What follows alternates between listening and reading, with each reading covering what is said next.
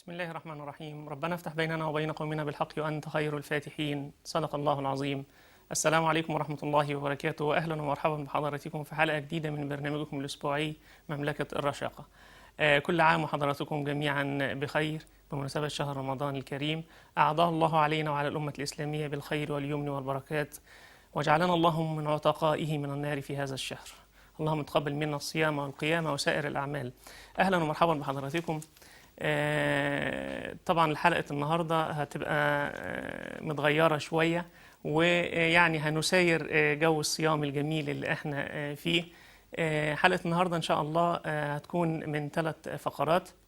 الفقرة الأولى معانا وهي الموضوع الرئيسي للحلقة، وهو الصيام في دنيا الطب. أما الفقرة الثانية إن شاء الله هتكون مع وهم الفضائيات اللي احنا تعودنا إن احنا نتكلم فيها ونفتحها.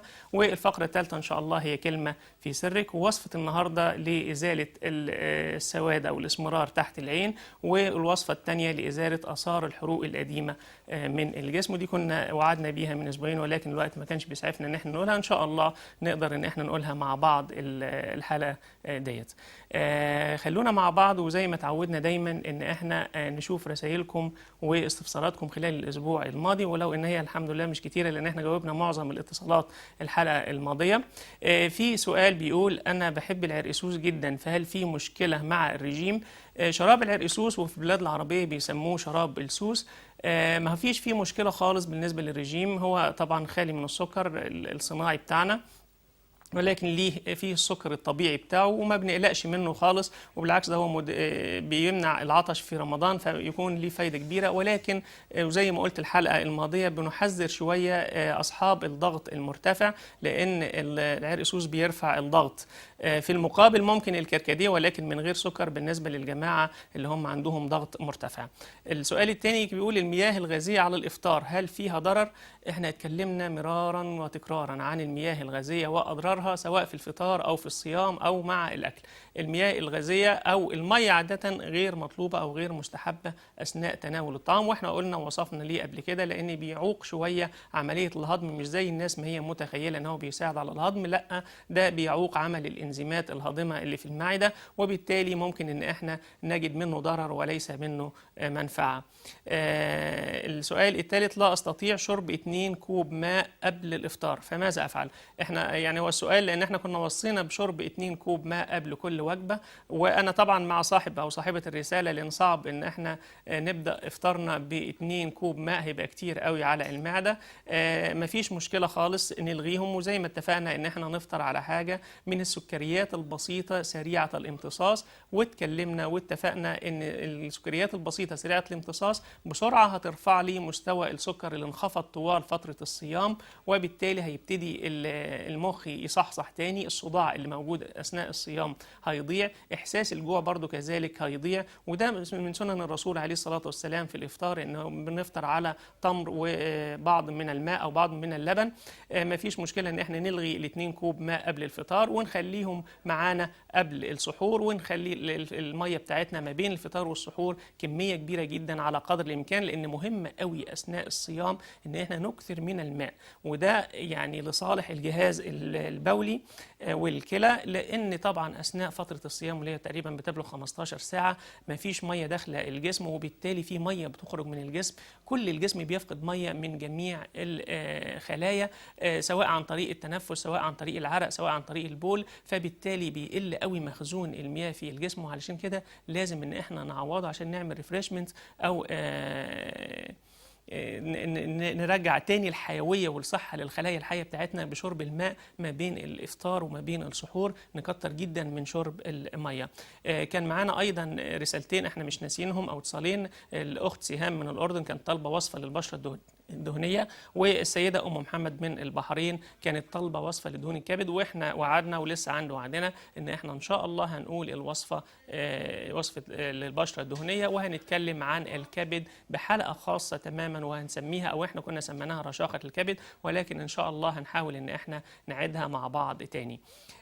ده تقريبا كان معظم الاتصالات اللي جات لنا خلال الفترة اللي فاتت، باستثناء فقرة وهم الفضائيات. إحنا اتفقنا إن إحنا بنقولها في وقتها. جالنا في الرسائل كتيره جدا، وجالنا تنبيهات كتيره قوي وحاجات يعني الواحد ما كانش يتخيل ان هي موجوده، ولكن خلونا مع بعض ان احنا نحتفظ بيها في وقتها في فقره وهم الفضائيات. ده كان بسرعه جدا كده الرسائل بتاعتنا والاستفسارات بتاعتنا خلال الفتره الماضيه. خلونا نتكلم بقى عن موضوع حلقه النهارده، وهو الصيام في دنيا الطب. خلوني أبدأ بحاجة غريبة قوي، إن الجماعة الأوروبيين أحدث ما توصلوا إليه في عالم الطب إن هم قالوا إن في حاجة اسمها ديتوكسيفيكيشن. الديتوكسيفيكيشن أو إزالة السموم من الجسم. طيب يعني هيتبادر إلى ذهننا جميعا، هل الجسم فيه سموم وهل الخلايا الحية فيها سموم؟ أيوة، الخلايا الحية والجسم فيه سموم بتنتج من العمليات الكيميائية اللي بتحدث على مدار اليوم أو مدار العمر بتاعنا داخل الخلايا الحية، من تبادل الأكسجين وتبادل ثاني أكسيد الكربون ومن حمل الأيونات وهرمونات إلى آخره. فبيترسب في خلايا الجسم الحية بعض التوكسينز او السموم او الفري راديكالز اللي احنا بنسميها الشقائق الحره. الفري راديكالز او التوكسينز او الشقائق الحره ديت مع استمراريه تراكمها ومع استمراريه وجودها في الخلايا هنبتدي ان نلاحظ ان هي بقى ليها تاثير ضار على الخلايا. واكتشفنا وقلنا ان الفري راديكالز او التوكسينز او السموم ديت هي سبب هرم الخلايا الحيه او سبب شيخوخه الخلايا. وبالتالي ابتدأ العالم الحديث والعالم الأوروبي كله يدور على وسيلة إن إحنا نشيل بيها السموم ديت، أو إن إحنا نعمل ديتوكسيفيكيشن أو نشيل الشوادر الحرة أو الفري راديكالز ديت. صيحة في الطب وثورة في عالم الطب لما قالوا إن إحنا اكتشفنا حاجة اسمها أنتي توكسينز أو مضادات للأكسدة. يعني إحنا عرفنا الأول التوكسينز أو اللي هي السموم أو اللي هي الحاجات اللي بتسبب أكسدة الخلية أو شيخوخة الخلية، واكتشفنا بعد كده الأنتي توكسينز أو مضادات الأكسدة. أستاذنكم أخذ الاتصال ونكمل كلامنا مع بعض. السلام عليكم. السلام عليكم ورحمة الله. السلام عليكم. وعليكم السلام ورحمة الله وبركاته. مساء الخير يا دكتور. أهلا بحضرتك يا فندم. كل سنة وأنت طيب. وحضرتك بصحة وسلامة يا فندم. لو سمحت دكتور ممكن تعطينا رجيم على رمضان؟ والله حضرتك أنا قلت الرجيم من رمضان، كان الحلقة الماضية كله اتكلمنا عن رجيم رمضان. معايا حضرتك؟ لو تعيد شوي بسيط يعني. طيب أنا هحاول أعيده تاني، لو ما قدرناش ممكن حضرتك إن إحنا بندخل على النت بعنوان البرنامج مملكة الرشاقة قناة الخليجية، هنلاقي الرجيم موجود. لو ما قدرتش إن أنا أعيده المرة دي حضرتك تقدري تاخديه من على النت. أشكرك على اتصالك يا فندم.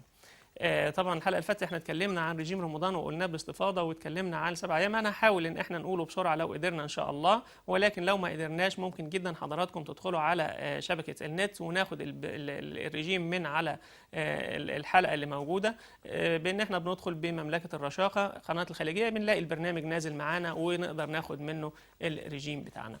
نكمل كلامنا على التوكسينز او الفري راديكالز او السموم اللي موجوده في الجسم. واكتشفوا بقى الاوروبيين اللي هي الانتي اوكسيدنتس او المضادات للاكسده، وابتدوا يقولوا ان احنا نقدر من خلالها ان احنا نطيل عمر الخليه ونأخر الشيخوخه بتاعه الخليه.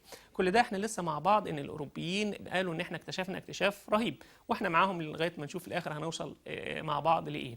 ابتدى الديتوكسيفيكيشنز او الانتي اوكسيدنتس ديت ليها اكتر من طريقه. قالوا ان ليها اكتر من وسيله ان احنا نزيل السموم داخل الجسم، ونقدر نتحكم في شباب الخليه اكتر ونؤخر هرم الخليه او شيخوخه الخليه على قدر الامكان.